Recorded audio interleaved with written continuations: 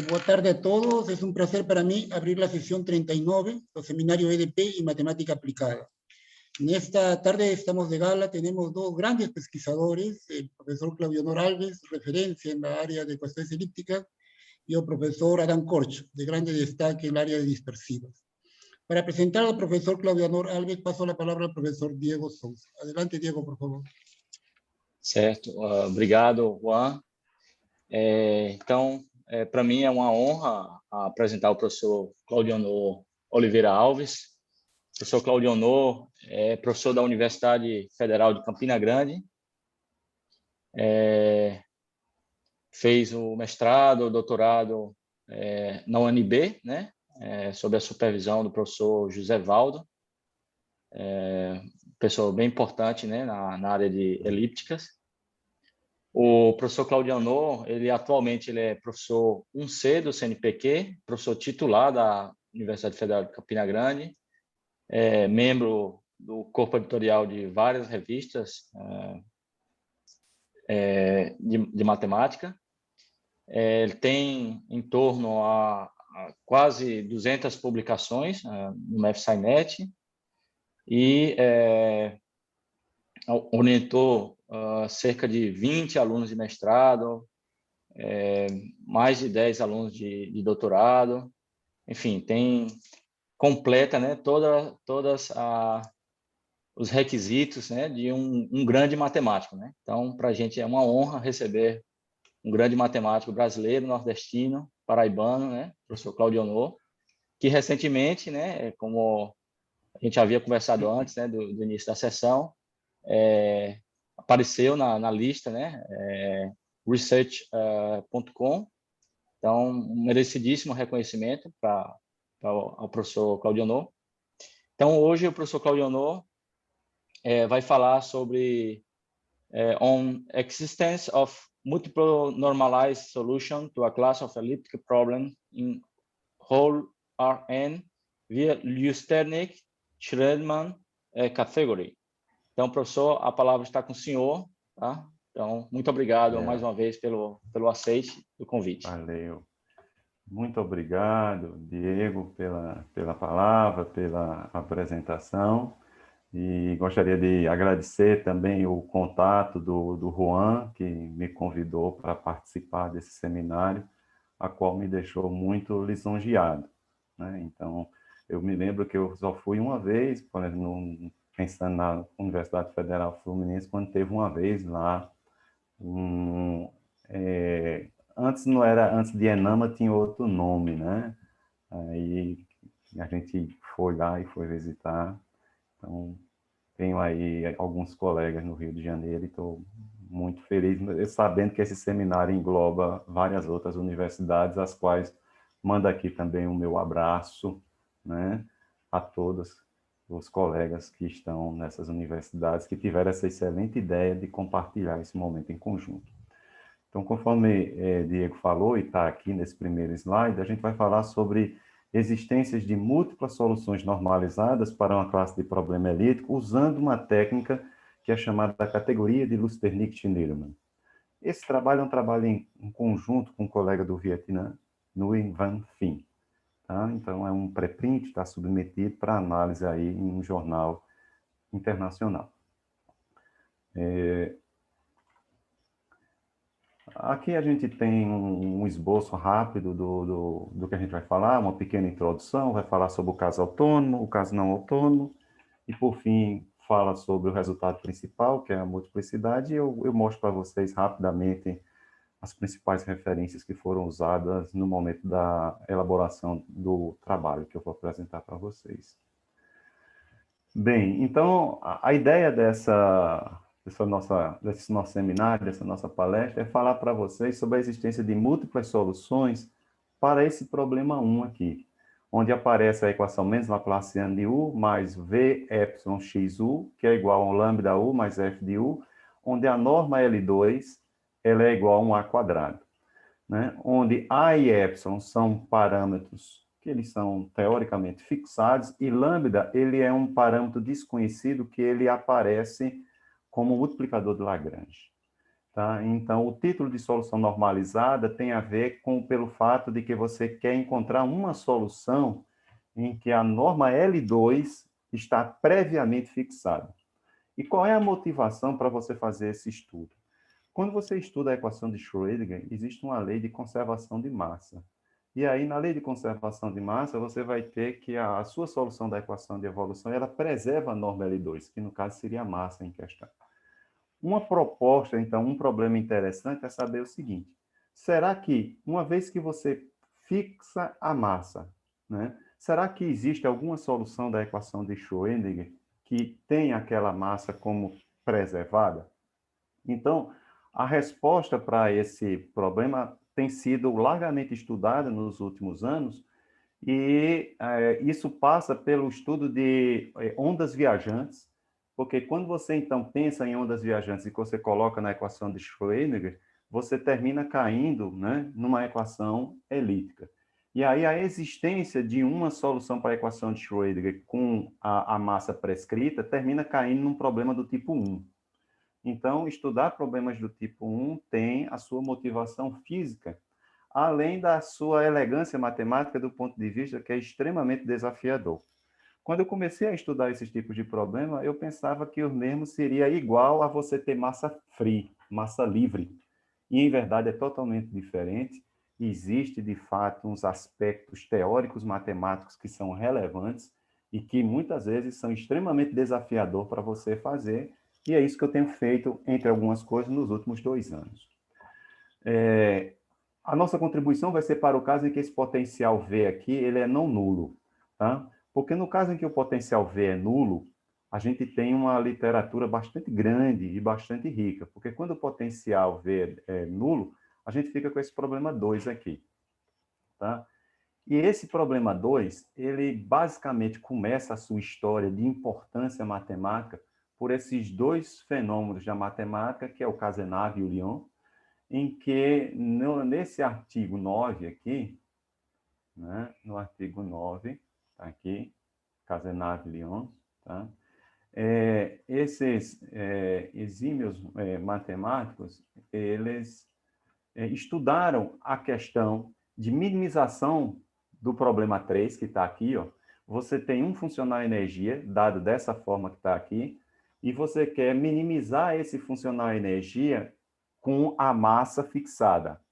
Ou seja, às vezes eu vou sempre me referir à esfera em L2. Então, a ideia é saber, né, se é possível ou não minimizar. E o que foi que esses excelentes matemáticos descobriram? Que, em verdade, nem sempre você pode minimizar. Se essa potência P for maior do que 1 mais 4 sobre N, eles mostram que esse ínfimo, em verdade, é menos infinito. Portanto, não existe ínfimo finito. E é interessante, né, que eles também mostraram que, se ao contrário, o P for menor do que 1 mais 4 sobre N, então é possível mostrar que esse ínfimo aqui ele é atingido. Tá?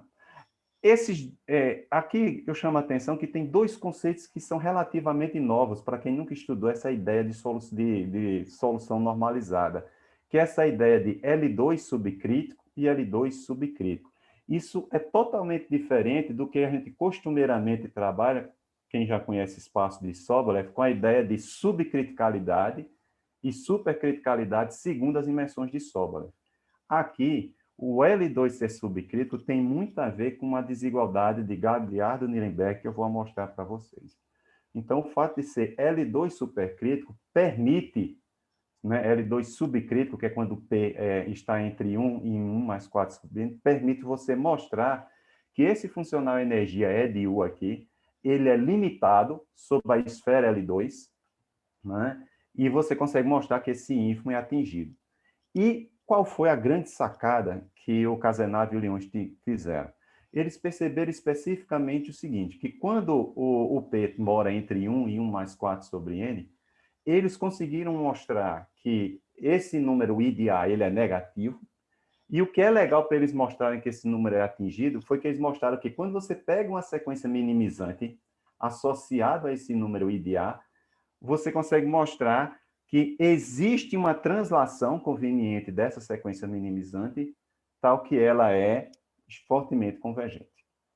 Tá? Então, foi assim, um avanço muito interessante. E aí, a partir desse trabalho, vários matemáticos começaram, então, a se questionar que tipo de outras situações seria possível você fazer a existência de soluções normalizadas, haja vista que o Cazenave e Lyons só trabalharam para o caso particular em que a não linearidade é do tipo módulo de U, P menos 1 vezes U. Indo nessa direção, a gente gostaria de citar um trabalho de 2020 de Lu Jianjian e um colaborador Lu, da China, em que o Jianjian ele trabalha com o caso supercrítico. Né? Então, no caso supercrítico, é o caso, teoricamente, que não foi tratado por Cazenave e Lyons. Então, o que é que acontece no caso supercrítico? O Cazenave e Lyons já mostrou para a gente que não adianta você minimizar esse funcional energia sobre a esfera L2. O que foi que o Jianjian e o Lu perceberam? Tudo bem, não existe mínimo em toda a esfera L2, mas existem sub-regiões da esfera L2 que você tem mínimos locais. E aí, então, usando essa ideia, eles foram capazes de trabalhar com uma ampla classe de não linearidades, e aí eles foram lá e mostraram. E a curiosidade seria exatamente, alguém poderia perguntar, Claudio, então diga logo quem é esse subconjunto do L2 que esses caras foram capazes de perceber que tem mínimos locais. É exatamente você pegar a variedade de Porrojaev, que ela é muito conhecida no estudo de métodos variacionais para problemas elípticos, e você intercepta a variedade de Néhari com a variedade S de A, que é a variedade da norma L2 igual a A. Você mostra que isso ainda vai dar uma variedade, e os caras foram dentro dessa variedade e mostraram que tem bastante solução aqui dentro quando você está trabalhando com problema supercrítico. Uma coisa fantástica. E aí, então, eles mostraram a existência de solução e, pasmem, por incrível que pareça, eles mostraram que tem infinitas soluções lá dentro, cuja energia dessas soluções vai para mais infinito. Agora, eu gostaria de chamar a atenção assim, de qual foi a principal ferramenta que foi usada, porque na nossa contribuição, eu vou tentar passar a ideia para vocês perceberem qual é a grande diferença. Nesse caso em questão, eles usaram fortemente a teoria do gênero, então, portanto, eles usaram o fato de que o funcional energia é par, ou seja, usaram o fato de que a não linearidade é ímpar, e eles usaram fortemente que o espaço das funções radialmente simétricas está imerso compactamente, lá provada por Strauss, em LP do Rn todo para P entre 2 e 2 estrelas. Isso só é verdade, essas coisas só funcionam bem bonitinho, porque esse problema aqui ele é autônomo. Se por acaso aqui aparecesse f de x, você tinha que pedir que f deveria ser radial na variável x. Se aparecesse aqui um potencial e você tentasse aplicar essa técnica, você ia ter que pedir que o potencial fosse radial na variável x. Tá? Então, quando o problema é autônomo, então a técnica de ficar usando as funções radiais, ela funciona bem em vários problemas. Tá? Em 2020 também a gente tem um trabalho muito interessante do Nicolas Solf, que ele pegou uma não linearidade desse tipo que está aqui, uma soma de duas potências, só que esse italiano, ele brincou com a possibilidade de uma potência ser L2 subcrítica e a outra potência ser L2 supercrítica. E ele quis entender como é que essas duas partes elas competem entre si e quais são as informações que essas duas partes trazem. E aí, nesse caso, o Solf foi capaz de provar que você prova que tem pelo menos duas soluções, tá? Uma é devido à parte L2 subcrítica e a outra é devido à parte L2 supercrítica. E aqui eu cito, no final eu mostro para vocês vários artigos que trabalharam com essa ideia de L2 supercriticalidade. Quando você começa a tratar o universo em que o potencial é não constante, então o desafio começa a ser maior. Porque quando você começa a pedir que o potencial aqui seja não constante, né? E se você pedir, por exemplo, que o potencial não é necessariamente radialmente simétrico, você não pode aplicar a técnica que foi usada pelo Louis Jeanjean e o Lu, envolvendo os espaços das funções radialmente simétricas. Você vai ter que desenvolver uma outra teoria, né? Não, se não a outra teoria, mas uma outra abordagem. E aí, então, nesse trabalho aqui, 17, né, do Ikoma e Miyamoto, esses dois autores, eles dão um passo muito interessante e eles estudam a existência de soluções normalizadas quando o potencial não é identicamente nulo, mas eles pedem que ele seja menor ou igual do que zero e que, né, que seja menor ou igual do que zero quando norma de x vai para infinito. E eles, trabalhando com o caso em que o f tem um crescimento L2 subcrítico, e, obviamente, assumindo algumas condições técnicas sobre a V e F, eles mostram que é possível, sim, você mostrar que esse ínfimo aqui ele é atingido e, portanto, você tem uma solução normalizada. Ainda dentro do contexto de problemas não autônomos, onde o potencial não é uma constante, a gente tem também um trabalho bem interessante do Ding e Zhong, né? Esse trabalho aqui, que na época que eu escrevi ainda era um pré-print, esse trabalho, em que aqui o que é que acontece? Diferente do trabalho anterior, no trabalho anterior, esses dois autores foram para o caso não autônomo, mas consideraram a situação L2 subcrítica. Nesse trabalho dos dois chineses, eles vão agora trabalhar o caso L2 supercrítico. E aí eles vão mostrar, né, que sob hipóteses adequadas sobre o potencial, você consegue mostrar. Aí já aparecem hipóteses bastante técnicas sobre o potencial V. Mas eu gostaria de chamar a atenção que, novamente, nesse trabalho, né, é pedido que o potencial V ele seja negativo. Tá? E aqui tem outras questões técnicas. Eles também trabalham sobre a identidade de Pohojaev, só que quando você tem um potencial V de x, já é bastante conhecido na literatura de equações elípticas que lá na identidade de Pohojaev deve existir a contribuição do gradiente do potencial. Aí aparece aqui essa identidade de Pohojaev, um pouquinho diferente do caso constante, e aí eles trabalham com a identidade de Pohojaev interceptada com a esfera L2, e eles fazem lá a existência de solução. Em 2021, apareceu um trabalho muito interessante do Barthes, do Ricardo Molle, do Rizzi e do Versini, em que eles também vão estudar a solução, a existência de solução para esse problema 4, que é uma situação não autônoma, e eles já fazem uma situação um pouquinho diferente. Nos artigos anteriores, se pedia que o potencial fosse negativo. Nesse aqui, os autores já dão um passo na direção oposta. Eles já pedem que o potencial seja maior ou igual do que zero, mas ainda é pedido que o V de x converja para zero. E eles trabalham com um caso P supercrítico, L2 supercrítico. Recentemente, eu fiz um trabalho com um colega da China, Shao Ji, esse trabalho 2, que eu estou citando aqui, em que nós consideramos o problema 4, esse problema 4, e nós mostramos que esse problema 4 aqui, para o caso L2 subcrítico, para várias classes de potencial, você tem solução. E aí, nesse trabalho com o Shao, a gente mostrou que se V for periódico, vai ter. Se V for assintoticamente periódico, vai ter. Se V for limitado e tiver esse comportamento, que às vezes lembra como se fosse uma parábola, x quadrado, mas só que não é uma parábola porque você pede que no infinito, né, ela tenha limite finito, e você pede que o limite no infinito seja só finito. Ou seja, ela pode meio que ser quase como uma parábola e depois ela ficar tipo uma senoide no infinito, sem problema nenhum. Então, a gente não pede necessariamente que tenha limite. Portanto, diferente dos outros autores, vejam, nesse trabalho aqui, o potencial não precisa ir para zero no infinito. Já foi uma contribuição.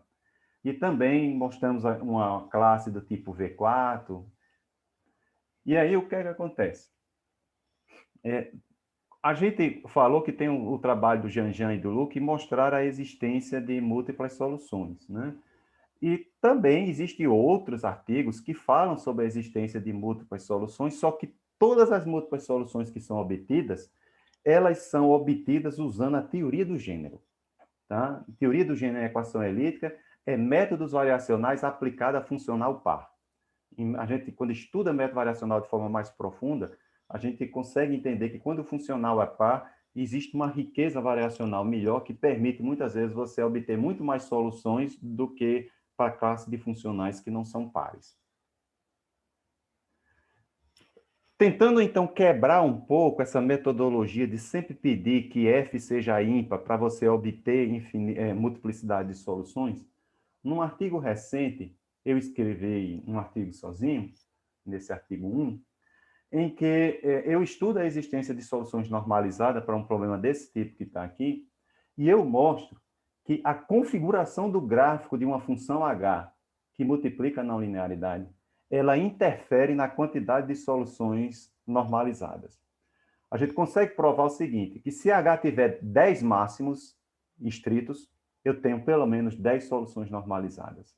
Se H tiver 20 soluções normalizadas e assim sucessivamente.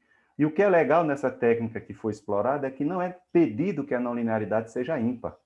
Portanto, a ideia aqui não foi usar a teoria do gênero, porque o nosso funcional não era necessariamente par, mas a gente conseguiu provar que existe essa multiplicidade de solução, que é algo interessante. Tá? E aí, o que é que acontece? Depois de ter feito uma revisão bibliográfica, a gente percebeu que não existe nenhum resultado de multiplicidade de solução, no caso, soluções normalizadas, usando a teoria de Lusternik-Schneermann. A teoria de Lusternik-Schneermann ela é muito, muito conhecida na área de equações elípticas e ela também é muito usada para mostrar a multiplicidade de solução. Mas, em geral, quando a massa é free. Nunca, até esse artigo que eu escrevi, tinha sido provado quando a massa está fixa. Daqui a pouco eu vou dizer para quem não conhece o que é essa categoria. E aí, então, motivado por esse fato, e pelo fato de que, como eu disse a vocês, essa teoria, esse tipo de categoria é muito utilizada em método variacional, a gente se propôs a mostrar multiplicidade de solução usando essa teoria. O nosso problema é L2 subcrítico, a gente já está começando a tentar entender o que poderia acontecer com L2 supercrítico. As hipóteses básicas são essas três que estão colocadas aqui, condição na origem, no infinito. Um exemplo de uma não linearidade que cumpre essas condições é essa que está aqui. Tá? A gente tentou dar uma botando log que é para assombrar, mas não só assombra menino, tá bom? Então, o potencial V é um potencial contínuo limitado, com V de 0 igual a 0, e a gente pede essas coisas aqui, que é também uma geometria diferente da que usualmente o pessoal tinha feito, e que só tinha sido utilizado naquele trabalho que eu citei agorinha com o Shaw e o G. Bem, então qual é a ideia? É você encontrar ponto crítico para esse funcional energia aqui sujeito a esse vínculo, que no caso é o vínculo 5, que é essa esfera em L2 que eu chamo SA. Então, SA é a esfera em L2 das funções que estão em H1. Obviamente, quando você acha vínculo, ponto crítico de um funcional a uma variedade, aparece um multiplicador de Lagrange. Isso a gente vê nos cursos básicos já, quando a gente ensina para as engenharias, Então, no nosso caso, sempre aparece um multiplicador de Lagrange, que ele é teoricamente desconhecido. Pelas hipóteses, você justifica que o seu funcional está bem definido. E qual é o foco do nosso trabalho? O foco do nosso trabalho é o seguinte, é a gente ver que o conjunto dos pontos em que o potencial é nulo, se ele é rico topologicamente, ele influencia na quantidade de soluções. Essa é a questão que se propõe aqui. A riqueza topológica de M vai me garantir que eu tenha mais e mais soluções. Tá? Então, M para mim é o conjunto dos zeros, M delta é uma delta vizinhança, e aí o principal resultado desse trabalho diz o seguinte, a grosso modo, para não ficar traduzindo em detalhes. Existe um epsilon pequenininho, tá certo? Então, aqui, o problema 1, só para lembrar vocês, tem um parâmetro aqui. Às vezes eu digo para os meus alunos que esse parâmetro é como um botão de controle, em que eu chego nesse botão de controle, eu boto ele no tamanho adequado e eu vou e capturo a quantidade de soluções que eu quero. Então, é como se eu dissesse assim, o gráfico é bom. Então, o que eu preciso é só ajustar o gráfico. Como é que eu ajusto o gráfico? Se o epsilon é pequeno ou é grande, eu estou ou expandindo o gráfico, ou eu estou o quê? Contraindo o gráfico. Mas, essencialmente, a configuração dele é a mesma. Então, a gente prova que, se o epsilon for pequeno, e se a norma L infinita do potencial V não for muito grande, você tem, pelo menos, categoria M sobre M delta de soluções normalizadas para aqueles problemas. E que o máximo da norma de U epsilon, ele se concentra em um certo sentido, onde o potencial V é mínimo. Para quem não sabe o que é a categoria de Lusternik, é exatamente o seguinte. Ó. Você pega Y subconjunto de um espaço topológico X e Y subconjunto fechado. A categoria de Y com relação a X é o menor número de fechados em X que cobrem Y e que são contráteis em X. Pronto, é somente isso. Então, a categoria de Y em X é você tentar descobrir a menor quantidade de fechados, que você pode botar o Y na união deles, não precisa serem disjuntos, tá? E você pede que esses fechados sejam contráteis lá no espaço topológico X. Então, essa é a categoria. Beleza? Então, por exemplo, a esfera, não a esfera, mas uma bola, a bola cheia, a bola de sinuca, ela não é rica topologicamente. A categoria dela é 1. Agora, se você pega a bola e você começa a botar alças, aí você começa a aumentar a categoria e, para a gente, então, esse novo conjunto começa a ser mais interessante.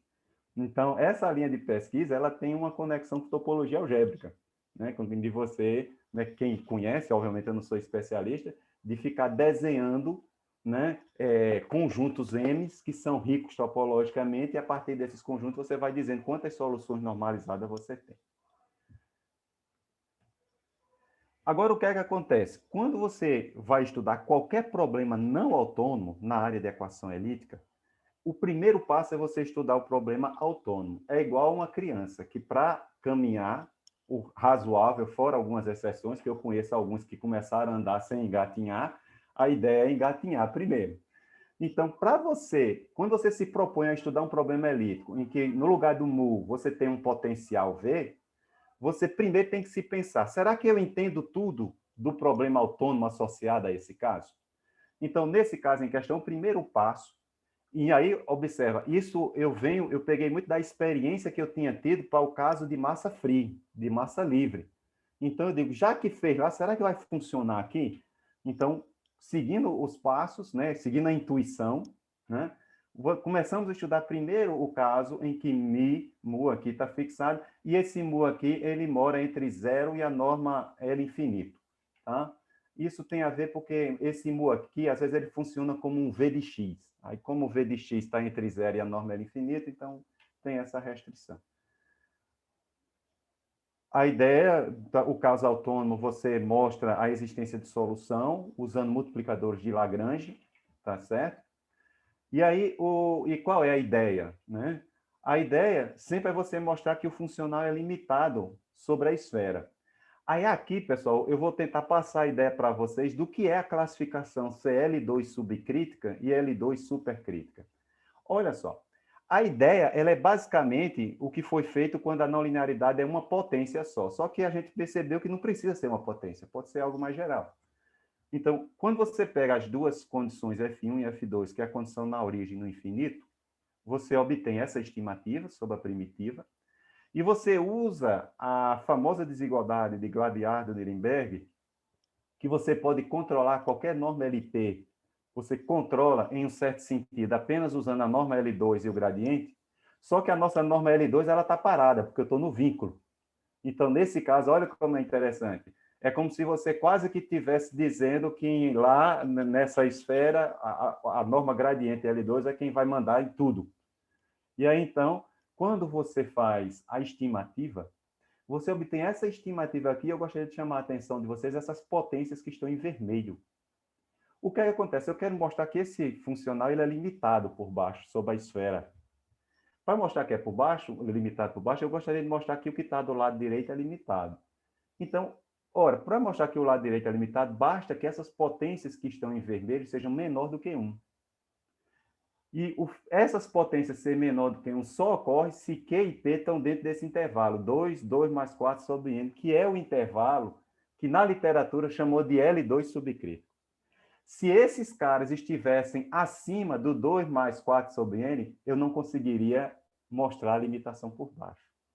Então, a limitação por baixo, ela meio que está dividindo os problemas em ser L2 subcrítico ou L2 supercrítico. Essa seria a justificativa para quem não tem um conhecimento a mais, por que foi separado essas duas classes de problemas.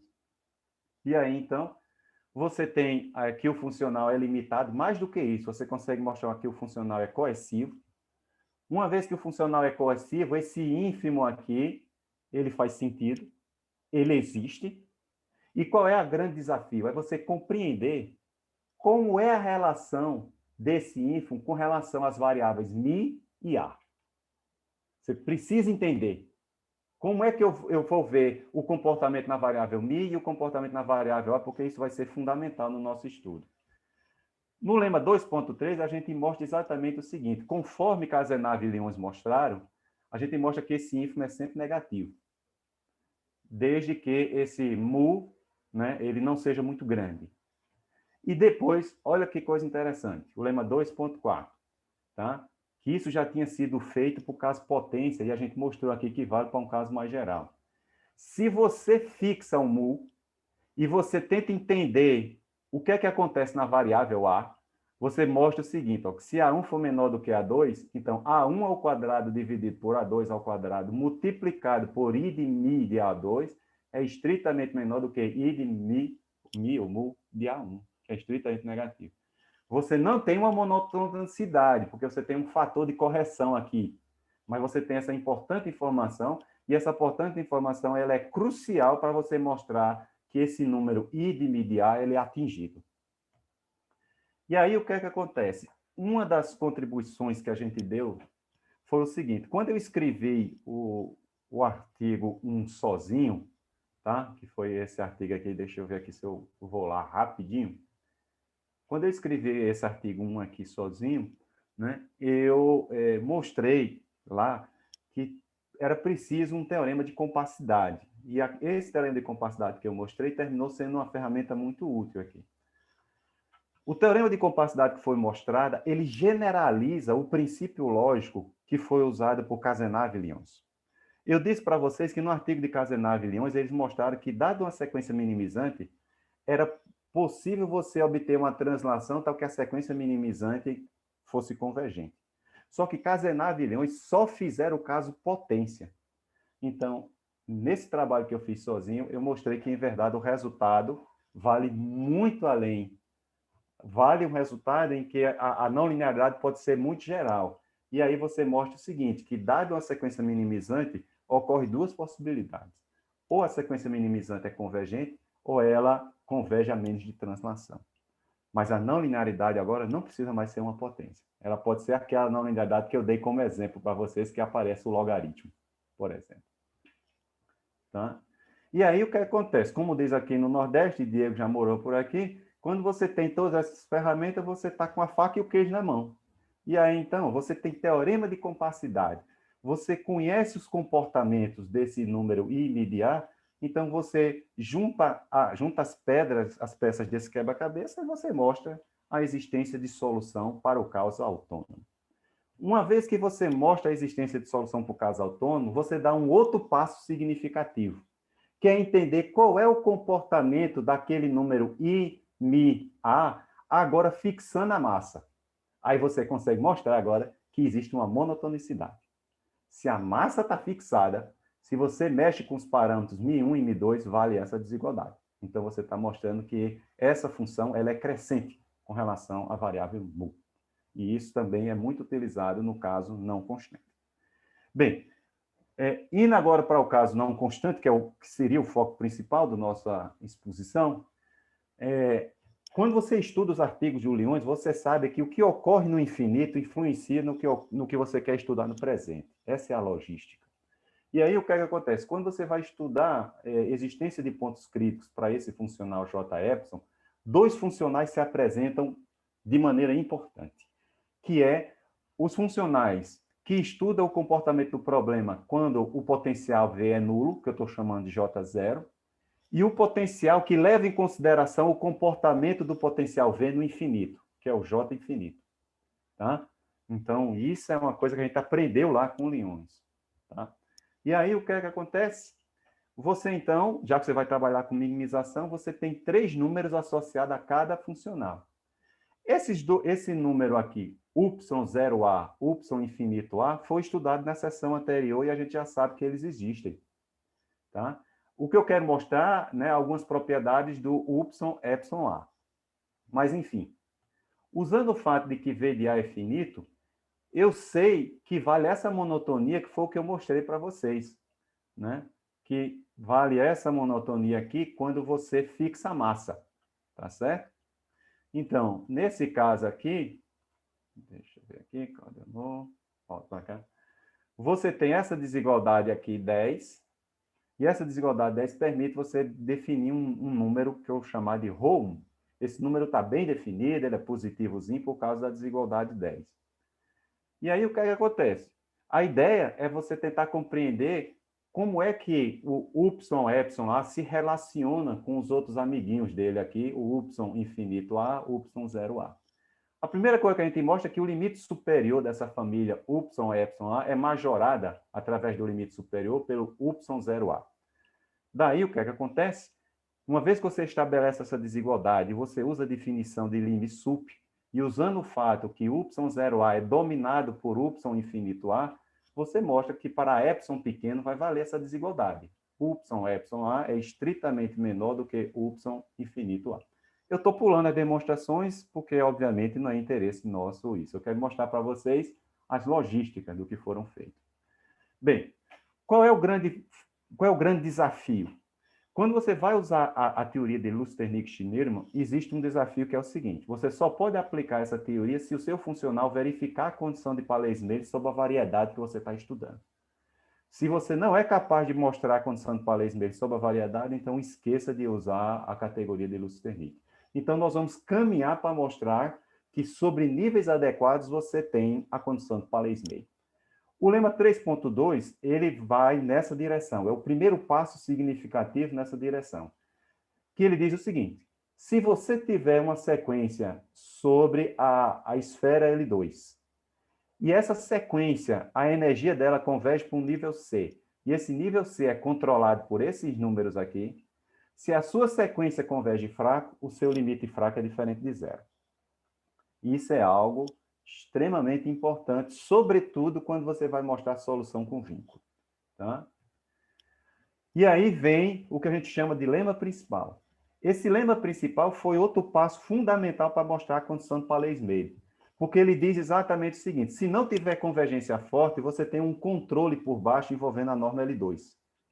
Então, esse lema diz o seguinte: se você tem uma sequência de Paley-Smith associada a um nível que é controlado por y0a mais o ρ1, tá? Se você não tiver convergência forte, tá aqui, ó, o n convergindo fraco para o epsilon, mas se você tiver que não vale convergência forte, então você tem que o limite inferior da norma L2 é maior ou igual do que um beta, que é estritamente positivo. Rapidamente olhando assim, alguém pode chegar e dizer: não, Claudio, não, mas se já não converge, né, forte, será que isso não é imediato? A grande contribuição aqui é o fato de você mostrar que existe uma constante beta que independe de epsilon.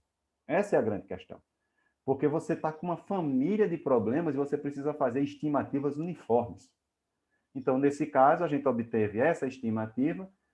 Agora, a gente fixa um ρ que leva em consideração esse beta que a gente fixou, que não depende de epsilon, o A, que tem a norma L2 prescrita, e a gente mostra que a condição de Paley-Smith, em verdade, vale se você estiver abaixo do y0a mais o ρ. Então, enquanto a gente conseguiu mostrar isso, aí eu comecei a alimentar a esperança que agora o resto ia sair, e foi o que aconteceu. O que vem agora é uma parte bem técnica, que eu vou só ilustrar rapidamente, porque aí agora eu vou dizer para vocês os elementos que a gente usa para aplicar a teoria de Lusternik-Schneermann. Você pega a solução normalizada do problema limite, você aqui considera algumas funções, né, que não vale a pena entrar em detalhe, aí considera essa família psi, epsilon, y. Aí você quer que ela more na esfera L2, então você vai normalizar, e você define uma outra família, φ, que vai de n M é o conjunto dos pontos onde o potencial V é zero e que cai na esfera. Aí você faz dessa forma aqui. E aí o que é que acontece? Você vai tentar entender como é que se comporta a energia dessa família quando o epsilon vai para zero. Por incrível que pareça, você mostra que a energia dessa família converge para a energia limite quando o potencial V é zero. O que é que acontece? Quando você vai estudar a teoria de Lusternik-Schneermann, existe um artigo famoso devido a Bent-Cherami, que eles introduziram uma função baricentro, que é essa função beta-epsilon que eu estou colocando aqui. A função beta-epsilon, ela, de alguma forma, ela está calculando o baricentro de uma função U. Você pega uma função U que está na esfera L2 e você vai e calcula o baricentro.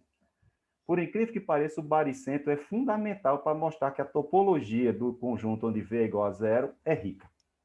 Tá? E aí, então, você fixa essa função baricentro e você estuda o que é que acontece com o baricentro daquela família. Por incrível que pareça, você mostra que quando o epsilon vai para zero, o baricentro daquela família tende a ir para a aplicação identidade. Tá? E quando você vai estudar a teoria de categoria, uma coisa que está por trás é a homotopia de conjunto, de funções. E aí, então, aparece aqui a função identidade. E aí, então, você mostra, a partir desses elementos, que se você tiver uma função, né, cuja energia vai para cá, e tem aqui você nota que o funcional não está parado, você consegue mostrar que essa sequência, a menos de translação, ela é convergente, né, e uma translação yn til, e esse yn til multiplicado por epsilon n, ele converge para um ponto y que está em m. E são coisas técnicas que são utilizadas. Aí, do mesmo jeitinho que o Jean fez, a gente vai e pega um subconjunto da esfera que a gente vai aplicar a teoria de Lusternik-Schneermann. Então, a gente pega esse conjunto S tilde A, que é um subconjunto da esfera L2, a gente fixa uma função H-epsilon que tem esse comportamento, a gente faz um certo controle aqui, tá bom? E, finalmente, fica a demonstração do teorema. Aí o teorema vai garantir o seguinte, a grosso modo, eu não quero entrar em detalhe, que todo o estudo teórico que eu fiz permite você ir lá no método variacional e aplicar um canhão, que é um teorema devido a Lusternik-Schneermann, que diz o seguinte, que o funcional que você está trabalhando, tá, é restrita à sua esfera, ela tem pelo menos essa quantidade de números, categoria de S tilde A sobre S tilde A. Só que S tilde A é um subconjunto de uma variedade infinita, que eu não tenho nem noção geométrica do que é isso. Mas só que o que é interessante, depois do trabalho de Bent-Cherami, é mostrado que essa categoria é maior ou igual do que a categoria de, aqui está trocada, é para ser M delta sobre M. Agora, M delta sobre M, eu sei olhar, porque se for uma coisa no R3, eu sei desenhar o conjunto. E aí, quando eu sei desenhar o conjunto, aí eu sei mais ou menos dizer se essa categoria aqui, que está aqui embaixo, é 2, é 3, é 4, ou assim por diante. Essa categoria do lado esquerdo, eu não sei quem é, mas a teoria geral diz que a quantidade de pontos críticos é pelo menos essa. Mas por transitividade, se essa é maior do que essa, então a gente diz que a quantidade de pontos críticos é pelo menos essa categoria aqui. E aí, então, você mostra a sua solução. E os fenômenos de concentração, eles são feitos usando fortemente a teoria de regularidade elíptica e o bootstrap. Você tem que dominar essa técnica para que você possa entender que quando você está trabalhando com essas classes de problema, que você pega umas soluções transladadas, algumas soluções transladadas aqui vão convergir forte em H1, aí você vai lá e você recapitula a filosofia da teoria de regularidade do bootstrap. Aí você, por exemplo, deve recordar que convergência forte em H1, em vários aspectos, implica até em convergência forte em C2, mas aqui a gente não está nem pensando nisso, a gente consegue simplesmente dizer que você consegue controlar os máximos dessas funções e você consegue justificar que os máximos dessas funções, elas moram dentro de uma bola, e aí a história segue e você consegue justificar. Tá certo? Então, para não atrasar mais os seminários, então aqui a gente tem uma uma lista aqui de pré-prints. Aqui a gente tem feito alguns trabalhos com o nosso colega Olímpio Miragag também, né? Aqui tem outras referências. Então, é uma linha de pesquisa em equação elíptica que tem recebido bastante atenção, né? E tem ainda problemas bastante difíceis para serem demonstrados, para serem resolvidos. Ok? Eu fico por aqui e agradeço aí a vocês pela atenção e passo a palavra aí ao Diogo. Tá bom? Diego, desculpa. Ok, professor Claudio Novo, muito obrigado pela essa palestra espetacular. O senhor nos brindou aqui, nesse momento. Então, vamos abrir agora um turno de perguntas. Então, quem tiver alguma pergunta, quem tiver algum comentário a fazer, então pode escrever no chat, ou abrir o seu microfone e perguntar diretamente ao professor Claudio Novo.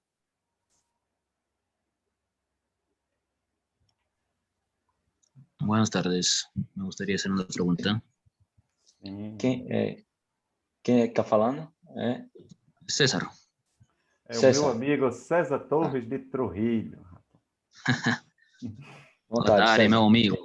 Boa tarde, meu amigo. Tudo bem com você? Meu amigo, uma pergunta. Nesse caso, você está considerando quando n é maior que 3, certo? Sim, certo. O caso exponencial, você considerou?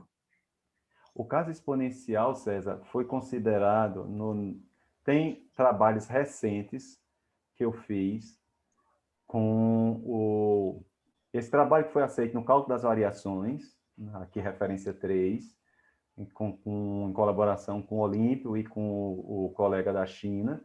Nesse trabalho aqui, a gente faz a existência de soluções normalizadas. É o primeiro artigo em que é mostrado a existência de soluções normalizadas para o caso em que a não linearidade pode ter um crescimento crítico exponencial. Tá certo? Então, é feito um estudo lá. E tem um outro trabalho aqui, que é de multiplicidade, essa referência 4, em que a gente trabalha com a mesma classe de problemas e a gente mostra a existência de múltiplas soluções também para problemas. Nesses dois artigos, tanto é feito o caso n maior ou igual que 3, envolvendo 2 estrelas, como o caso n igual a 2, envolvendo não linearidade com crescimento crítico exponencial. Ok? Obrigado. Outra pergunta mais. O problema que você estudou, você está considerando um potencial que está dependendo de epsilon? Sim. Isso. E, não sei, apresenta esse tipo de problemas, apresenta um fenômeno de concentração? Sim. Aqui a gente simplesmente colocou, mas você pode colocar na frente do Laplaciano, César, o menos epsilon ao quadrado, e você pode botar aqui na massa pré-escrita uma correção envolvendo o epsilon, de forma que quando você fizer a mudança de variável, você cai no problema 1. Tá certo. Entende? Muito obrigado, meu amigo. Boa palestra. Viu? Só para concluir, porque no problema de massa livre, o epsilon ao quadrado aparece em frente ao Laplaciano, não é isso? E fica só um V de x. Certo? Isso. Certo. Aí a gente faz a mudança de variável e aparece aqui. Então, aqui é do mesmo jeito. Você pode botar V de x e menos epsilon ao quadrado, e eu acho que é a ao quadrado epsilon elevado a n. Aí você faz a mudança de variável e cai nesse aqui. Tá certo. Muito obrigado, meu amigo. Muito obrigado pelas perguntas. Tá. Alguma pergunta a mais, pessoal? Alguém tem mais algum comentário? Professor, eu tenho uma curiosidade, mas bem uma curiosidade. Diga aí. O que acontece, por exemplo, você tem a não linearidade que só depende de U, né? Se a não linearidade depende do gradiente também. Esse tipo de estudo. Ainda não tem... Porque se a não linearidade depender do gradiente, primeiro que você perde a questão de ser variacional, tá entendendo? Essa técnica que a gente está usando, ela é uma técnica fundamentada em princípios variacionais. Então, aí eu não saberia, de fato, responder.